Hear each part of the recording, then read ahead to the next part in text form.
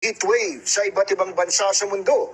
Sa Europa, lumitaw na ang ilang mga lumubog na barkong pandigma noon dahil nauubos na ang mga tubig sa mga ilog. Habang sa Africa, milyon-milyon na ang nakakaranas ng taggutom. Narito ang report.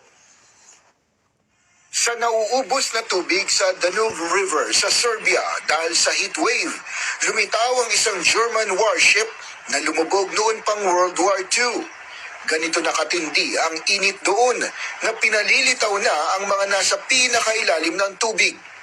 Isa lamang ito sa 20 iba pang mga warship na nagsilabasan matapos matuyo ang isa sa pinakamahabang ilog sa buong Europa. Sa Spain, lumitaw din mula sa natutuyong Valdecanas Reservoir ang mga megalithic stones noon pang 5,000 BC. Habang sa Germany, nakita naman ang mga hunger stones na inukit at lumubog noon pang 1940s sa River Rhine. Pero hindi ito nagustuhan ng mga Germans dahil senyales daw ito ng matinding taggutom at tagtuyo sa mundo. At sa Italy, naglilitawan na rin sa natuyong River Po ang mga bombang hindi sumabog noong World War II.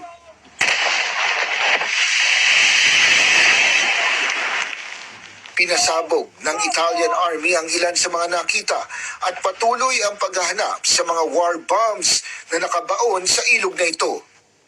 Sa China, mistulang isang buong isla naman ang lumitaw ng maubos ang tubig ng Yangtze River dahil sa matinding tag-init. Dito nakita ang isang estatwa ni Buddha na sinasabing 600 taong gulang na. 2 buwan na ang heatwave sa southwestern China, kaya namatay na rin pati ang mga tanim at sakahan. Ilan lamang daw ito sa mga tumitindi ng epekto ng climate change sa buong mundo. All scorched, you see. Certainly cannot grow. The high temperature is slowly roasting the sweet potato leaves to death. This year is drier than 1960. The temperature is higher this year. It wasn't as high as this in 1960. The temperature is so high every day. We have to work in the morning. In the afternoon, we only stay in the house. We are afraid to go out. Sa Argentina, lalo pang lumalaki ang wildfire sa Parana Delta River region. Sa laki ng sunog, binalot na ng makapal na usok ang Buenos Aires province na 350 kilometers ang layo mula sa wildfire. Sa Germany, lumilitaw na rin ang mga bato sa Alpine glaciers dahil sa natutunaw na yelo bunsod ng heat wave. Kapag hindi raw nagbago ang climate change, ubos na ang mga glaciers na ito 15 taon mula ngayon. Habang sa Africa, taggutom na ang sitwasyon ayon sa United Nations World Food Program. Sa tindi ng tagtuyo, wala nang maaning pagkain, wala ring mainom na tubig at namamatay na rin sa init ang mga hayop. Pinakamatindi ang taggutom sa Ethiopia, Kenya at Somalia. Climate change is impacting the entire world, and where I stand here in the Horn of Africa is absolutely no different. We're now looking at 20 million people marching to starvation here in the Horn of Africa. In fact, where I stand in Somalia, 7 million people, and that's twice as many as it was just 6 months ago. Why?